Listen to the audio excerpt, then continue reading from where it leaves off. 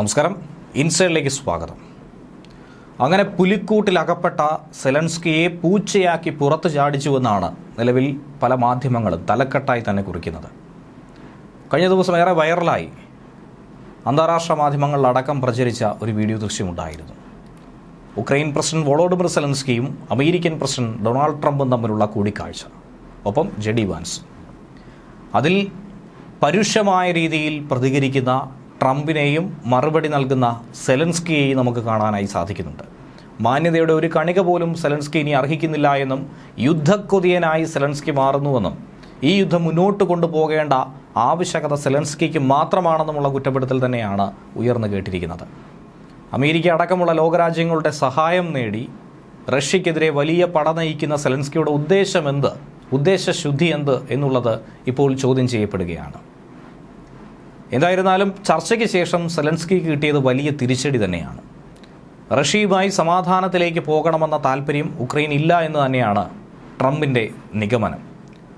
സമാധാനത്തിലെത്തണമെന്ന ട്രംപിൻ്റെ നിർദ്ദേശത്തെ സെലൻസ്കി പാടെ തള്ളുകയാണെന്ന് ചെയ്തത്. അന്ന് Trump, US vice president JD വാൻസുമൊക്കെ പരസ്യമായി എതിർക്കുന്നത് അന്താരാഷ്ട്ര മാധ്യമങ്ങളിൽ പ്രക്ഷേപണം ചെയ്യുക പോലും ചെയ്തിരുന്നു. അതിലൂടെ പലരും സെലൻസ്കിയെ വിമർശിച്ച് രംഗത്ത് വന്നിരുന്നു. എന്നാൽ ഇപ്പോൾ ഇത് അംഗീകരിക്കുന്നുവെന്നുള്ള തുറന്നു പറച്ചിൽ സെലൻസ്കി തന്നെ ഏറ്റവും ഒടുവിൽ നടത്തിയിരിക്കുന്നുവെന്ന് വേണം മനസ്സിലാക്കാൻ. സെലൻസ്കിക്ക് തിരിച്ചടിയേറ്റതോടെ സെലൻസ്കി ഈ രീതിയിൽ സംസാരിക്കുന്നത് കൊണ്ട് തന്നെ, പരുഷമായി ഇടപെടുന്നത് കൊണ്ട് തന്നെ സംയുക്ത വാർത്താ സമ്മേളനത്തിന് പോലും അവസരം നൽകാതെ ട്രംപ് തിരിച്ചു പോവുകയാണ് ചെയ്തത്. ചർച്ചയ്ക്കിടയിൽ വെച്ച് സെലൻസ്കിക്ക് ഇറങ്ങിപ്പോകേണ്ടിയും വന്നു. നാറ്റോയും റഷ്യയും തമ്മിലുള്ളൊരു യുദ്ധമുണ്ടാകണമെന്നാണ് സെലൻസ്കി അതിയായി ആഗ്രഹിക്കുന്നത്. എന്നാൽ അങ്ങനെ ഒരു യുദ്ധമുണ്ടായാൽ അതിലേറ്റവും അധികം നഷ്ടമുണ്ടാകുന്നത്, ഏറ്റവും വലിയ തിരിച്ചടിയാകുന്നത് അമേരിക്കയ്ക്ക് തന്നെയായിരിക്കും. സാമ്പത്തികമായും സൈനികമായും ഒക്കെ തന്നെ ഉണ്ടാകുന്ന നഷ്ടങ്ങളും ലോകക്രമത്തിലുണ്ടാകുന്ന മാറ്റങ്ങളും ആഗോള രാജ്യങ്ങളെ ബാധിക്കുന്ന വിഷയങ്ങളുമൊക്കെ നന്നായി ട്രംപ് മനസ്സിലാക്കുന്നു. ഒരുപക്ഷെ ബൈഡൻ ആയിരുന്നു ഇപ്പോഴും അമേരിക്കൻ പ്രസിഡന്റായി തുറന്നിരുന്നെങ്കിൽ സെലൻസ്കിയുടെ ഈ ആഗ്രഹം നടപ്പിലായേനെ എന്ന് തന്നെയാണ് ട്രംപിൻ്റെ കുറ്റപ്പെടുത്തൽ. റഷ്യ ആണവ ബോംബുകൾ ഉപയോഗിക്കാനായി നിർബന്ധിതരാക്കും.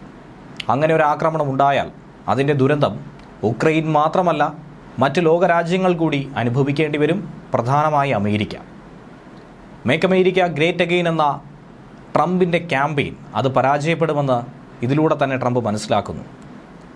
ലോകത്ത് യുദ്ധം നടന്നുകൊണ്ടിരുന്നാൽ ഒരിക്കലും അമേരിക്കയ്ക്ക് വലിയ തോതിലേക്ക് വിജയിച്ച് കയറാൻ സാധിക്കില്ല. ഇതിനൊക്കെ തന്നെ സൈനിക സഹായമായും പണമായും ഒക്കെ തന്നെ നൽകേണ്ടി വന്നാൽ വീണ്ടും പൊളിഞ്ഞ് കുത്തുവാള എടുക്കുമെന്നാണ് ട്രംപിൻ്റെ സിദ്ധാന്തം. അതുകൊണ്ട് തന്നെ വളരെ വേഗത്തിൽ അധികാരത്തിലെത്തിയ ഉടൻ തന്നെ റഷ്യ ഉക്രൈൻ യുദ്ധം അവസാനിപ്പിക്കാനുള്ള നീക്കം തന്നെയാണ് ട്രംപ് നടത്തിയത്. സെലൻസ്കി വഴങ്ങാതിരുന്നാൽ അതെങ്ങനെ വഴങ്ങണം എന്നുള്ളതും ട്രംപിന് നന്നായി അറിയാം. അങ്ങനെ വരാത്തത് കൊണ്ട് തന്നെയാണ് ശക്തമായി വിമർശിക്കാൻ തയ്യാറായത്. നിങ്ങൾ ലോകത്തിനെ ഒരു മൂന്നാം ലോക മഹായുദ്ധത്തിലേക്ക് തള്ളിവിടുന്നോ എന്നാണ് ട്രംപിൻ്റെ ചോദ്യം. അതുകൊണ്ടാണ് ഇത് യാഥാർത്ഥ്യമാണോ അതോ ടെലിവിഷൻ ഷോ ആണോ എന്നുള്ള അമ്പരപ്പ് ഇപ്പോഴും ലോകത്തിന് മാറിയിട്ടില്ലാത്തത്. അമേരിക്കയോട് എക്കാലത്തും നന്ദിയുള്ള ആളായി സെലൻസ്കിയും ഉക്രൈനും മാറിയിരിക്കണം. കാരണം അമേരിക്ക തന്നെയാണ് ഇതിനുള്ള പിൻബലം ഇത്രയും കാലം നൽകിയിരുന്നത്. US പ്രസിഡന്റ് ജെഡി വാൻസ് ഇക്കാര്യം ചൂണ്ടിക്കാട്ടിയെങ്കിൽ പോലും റഷ്യയുമായി ഒരു തരത്തിലുമുള്ള സമാധാന ഉടമ്പടിക്ക് തങ്ങൾ തയ്യാറല്ല എന്നാണ് സെലൻസ്കിയുടെ വാദം. എത്രയധികം ബില്യൺ ഡോളറാണ് ഇതുവരെ റഷ്യയെ തകർക്കാൻ വേണ്ടി അമേരിക്ക കഴിഞ്ഞ 30 വർഷമായി 3 പതിറ്റാണ്ട് കാലമായി ചെലവഴിക്കുന്നത്. ഈ പണം കൊണ്ട് എന്ത് ഉപയോഗമാണുള്ളത്? ഒരു രാജ്യത്തെ മറ്റൊരു രാജ്യം തകർത്തത് കൊണ്ട് എന്ത് നേട്ടമാണ് അവർക്ക് ലഭിക്കുന്നത്? എന്നാൽ അങ്ങനെ തകരുന്ന രീതിയിൽ വളരെ എളുപ്പത്തിൽ ഇല്ലാതാക്കാൻ കഴിയുന്ന ഒരു രാജ്യമാണോ റഷ്യ? ഇപ്പോൾ റഷ്യയുമായി യാതൊരു തരത്തിലും ഒരു പ്രശ്നവുമില്ലാതെ മുന്നോട്ട് പോകാനാണ് അമേരിക്ക ട്രംപിൻ്റെ നേതൃത്വത്തിൽ ആഗ്രഹിക്കുന്നത്. ട്രംപിൻ്റെ ഭരണകൂടത്തിൽ വഴക്കില്ലാത്ത റഷ്യ അത് സൃഷ്ടിച്ചെടുക്കാനായി ഒരു താൽക്കാലിക ശ്രമം നടത്തിയിരിക്കുന്നു. കടം കൊണ്ട് പൊറുതിമുട്ടി ജനജീവിതമാകെ ദുസ്സഹമായി മാറിയിരിക്കുന്ന അമേരിക്കയെ രക്ഷിച്ചെടുക്കാൻ ട്രംപിൻ്റെ അവസാന പരിശ്രമമായി തന്നെയാണ് ഇതിനെ നോക്കിക്കാണുന്നത്. അതിന് അമേരിക്കൻ ജനത തന്നെ കൂട്ടുനിൽക്കുന്നു എന്ന് വേണം മനസ്സിലാക്കാൻ. റഷ്യ ഏറ്റവും അധികം ബുദ്ധിമുട്ടേറിയ കൈപ്പേറിയ സമയത്ത് കടന്നുപോയിക്കൊണ്ടിരിക്കുമ്പോഴാണ് ട്രംപ് അധികാരത്തിലായി എത്തിയത്. റഷ്യയുടെ ബുദ്ധിമുട്ട് സമയമെന്ന് പറഞ്ഞാൽ മറ്റ് നിവർത്തിയില്ലാതെ വരുമ്പോൾ അതിഭീകരമായ ബോംബുകളും ആണവ ആയുധങ്ങളുമൊക്കെ ഉപയോഗിക്കാനായി റഷ്യ നിർബന്ധിതരാകും. അങ്ങനെ വന്നാലുണ്ടാകുന്ന ഭവിഷ്യത്ത് മറ്റു രാജ്യങ്ങളെ കൂടി ഈ യുദ്ധത്തിലേക്ക് വലിച്ചിഴക്കേണ്ടി വരുന്നത് ഇതൊക്കെ തന്നെ മുൻകൂട്ടി കാണേണ്ടതുണ്ട്.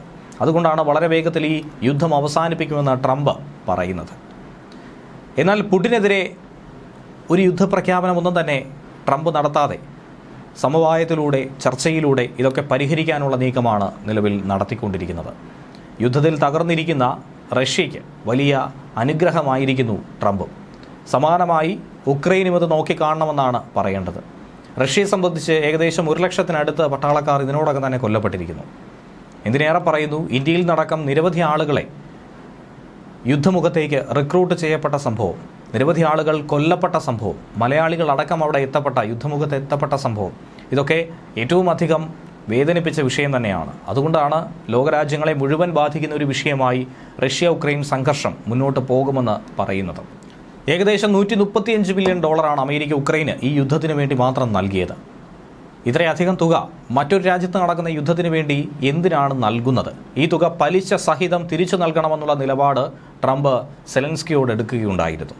പണമായി നൽകാൻ കഴിഞ്ഞില്ലെങ്കിൽ ഉക്രൈൻ്റെ ധാതു സമ്പത്തടക്കം നൽകണമെന്നാണ് തത്തുല്യ തുകയ്ക്ക് ഏറ്റെടുക്കുമെന്ന് തന്നെയാണ് ട്രംപ് പറഞ്ഞിരിക്കുന്നത്. ഇതൊക്കെ തന്നെ വലിയ തോതിൽ സെലൻസ്കിയെ സംബന്ധിച്ച് തിരിച്ചടിയാകുന്ന വിഷയം തന്നെയാണ്. ഏറ്റവും അവസാനം എങ്ങനെയും ഈ യുദ്ധം അടിച്ചമർത്താനുള്ള നീക്കങ്ങൾ തന്നെയാണ് ട്രംപ് മനസ്സിൽ കണക്കുകൂട്ടുന്നത്. ന്യൂസ് ഡെസ്ക് മലയാളി വാർത്ത ഇൻസൈഡ്.